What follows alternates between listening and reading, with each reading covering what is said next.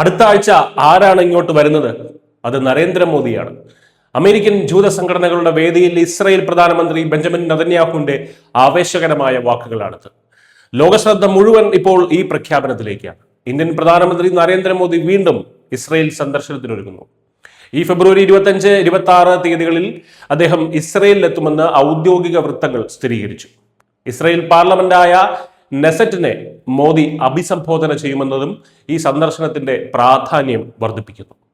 140 കോടി ജനങ്ങളുള്ള ഇന്ത്യ ഇന്ന് വെറുമൊരു രാജ്യമല്ല, മറിച്ച് ഒരു ലോകശക്തിയാണെന്നാണ് നെതന്യാഹു ലോകത്തോട് വിളിച്ചു പറഞ്ഞത്. ഇന്ത്യയുമായുള്ള സഖ്യം അതിശക്തമാണെന്നും ഇന്ത്യയുടെ ജനപ്രീതിയും സ്വാധീനവും ആഗോളതലത്തിൽ വലുതാണെന്നും അദ്ദേഹം എടുത്തു പറയുന്നു.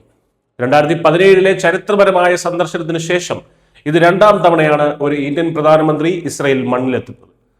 പ്രതിരോധം, സാങ്കേതികവിദ്യ, വ്യാപാരം തുടങ്ങി നിർണായക മേഖലകളിൽ ഇരു രാജ്യങ്ങളും തമ്മിലുള്ള ബന്ധം പുതിയ ഉയരങ്ങളിലെത്തിക്കാൻ ഈ സന്ദർശനം വഴിയൊരുക്കും. ഇസ്രായേലിൽ വീണ്ടും മോദി എത്തുമ്പോൾ അത് ഇന്ത്യയുടെ നയതന്ത്ര വിജയത്തിന്റെയും ആഗോള കുതിപ്പിന്റെയും മറ്റൊരു അധ്യായമായി മാറുമെന്ന് ഉറപ്പാണ്. ന്യൂസ് ഡെസ്ക് ന്യൂസിന്റെ